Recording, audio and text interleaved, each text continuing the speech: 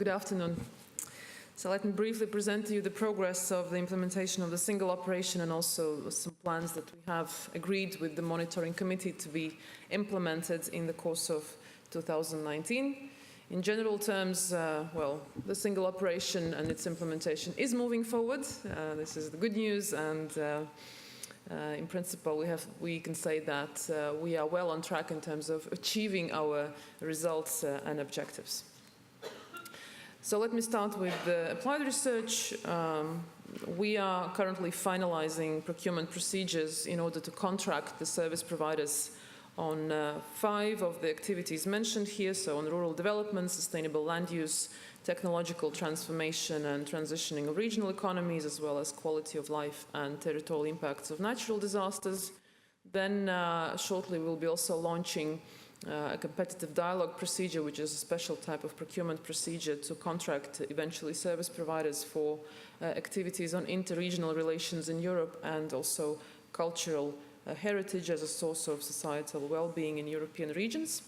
And we have also agreed on one additional, and this will be the final new applied research, the last new applied research activity to be launched in 2019. And with this one, we will reach the foreseen output of 22 applied research activities. Unfortunately, I'm not allowed to reveal the subject yet, but please follow the information on the website. Once we will pre-announce it officially, you will get the information on this topic. It is agreed with the monitoring committee, but as you probably know, we have some sensitivities in relation to the public procurement procedure. But you will hear about it shortly. We also have a number of targeted analysis activities to be finalized in 2018. So it's on migration and refugees, networks of protected areas, Alps 2050, digital health and cross-border public services. After the last cut-off date of June this year, we have selected 3 new targeted analysis activities, stakeholder proposals that will now be implemented as targeted analysis activities. So one of them is related to economic sprawl, where Vienna city administration will be the lead stakeholder. The second one is on business development opportunities on external EU borders, where Latgale planning region from Latvia will be the lead stakeholder and is the lead stakeholder. And the third one is on carrying capacity methodology for tourism, where the lead stakeholder is the Ministry of Economic Development and Technology from Slovenia. And as always, in cooperation with our stakeholder consortiums, the lead stakeholders, we will be developing now the terms of reference in order to also launch these calls for selecting the service providers and contracting service providers early next year. Now, about our plans on targeted analysis in 2019, there will be 2 more cut-off dates next year. One is foreseen for the 25th of January next year. And here I would like you to note that according to our agreement with the monitoring committee, priority will be given to stakeholder proposals on policy implementation tools for integrated territorial development in relation to both national, regional or European funded programs. The second cut-off date will be set for June 2019. We have not yet defined the precise date, but this is the approximate time frame. And we have also agreed with the monitoring committee that in comparison to the original plan, where it was foreseen that we will select only 5 targeted analyses, we have decided to increase the number to 8. Considering that we see a very clear added value and also very good level of benefit to our stakeholders of this type of activities, and therefore the monitoring committee has accepted our proposal to select and implement more targeted analysis in the course of the following years. Now on the online tools, we have 3 online tools to be finalized until the end of this year, which is the TIA Territorial Impact Assessment web application, database portal, and also online map finder.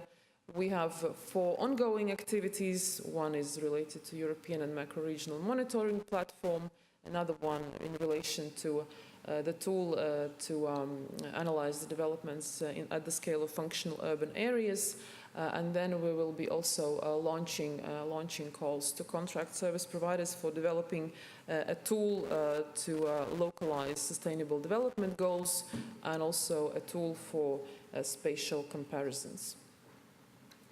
Our main publication of next year will be the State of the EU Territory Report, which will aim at supporting post-2020 programming at national, regional and local level, as well as aiming at territorial cooperation programs.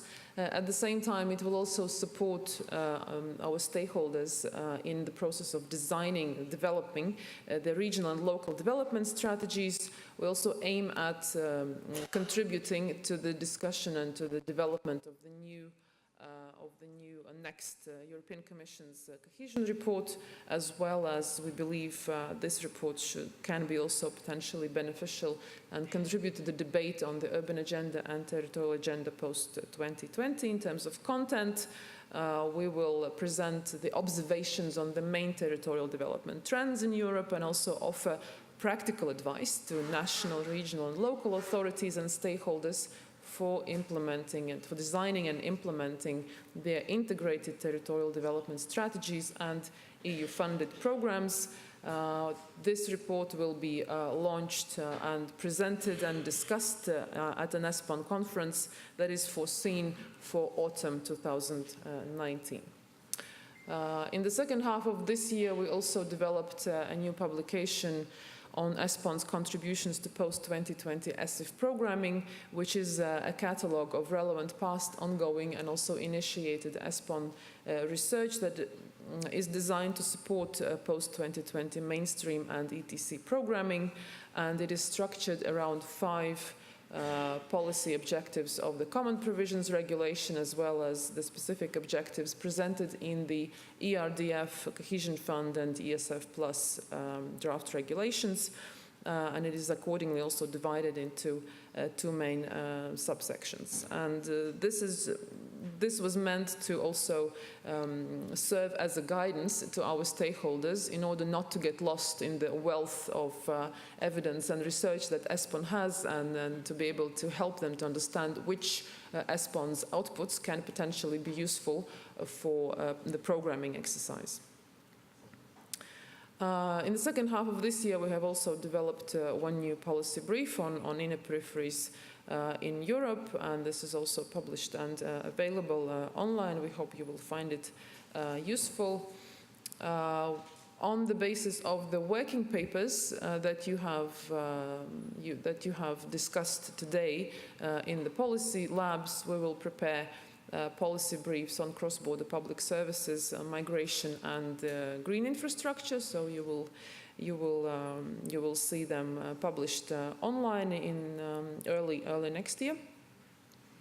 We have also agreed with the monitoring committee on the policy briefs that will be developed in the course of 2019. 2 of them are proposed by the forthcoming presidencies of Romania and Finland. As you see, we will support the Romanian presidency with a policy brief on integrated place-based policies for declining cities, and we will support the Finnish presidency with a policy brief on digital urbanism, sustainable innovation in cities.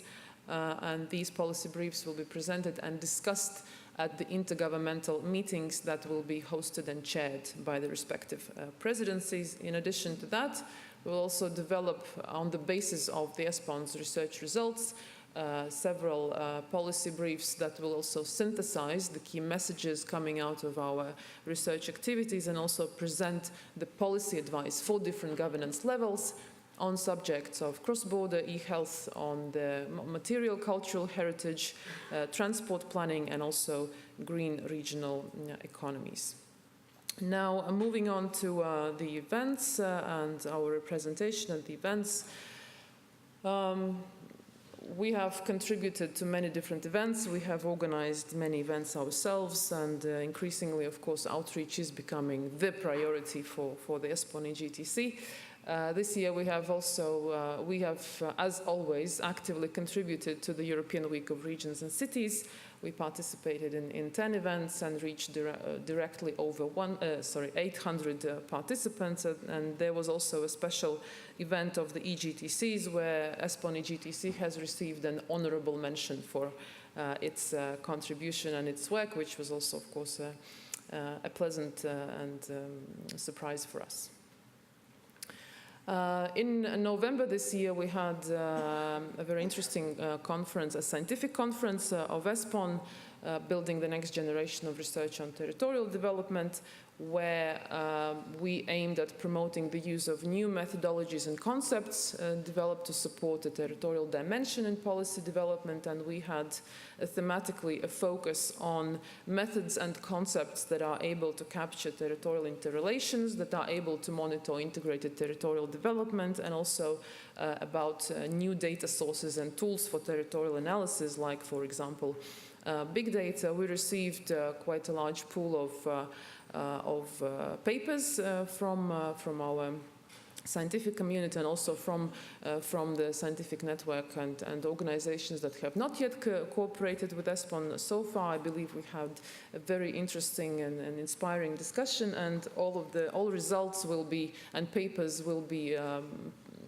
presented in a scientific report that we are now finalizing, and that will be also published on the ESPON's website. And we believe that this also will serve as a good inspiration for both us and also hopefully for all of you in terms of developing new methodologies to capture all the territorial development realities in line with the concepts and to address all the challenges that we discussed yesterday, meaning trying to address the development and analyze the development beyond administrative borders at different functional geographical scales, and finding new ways how to capture the development using new data sources.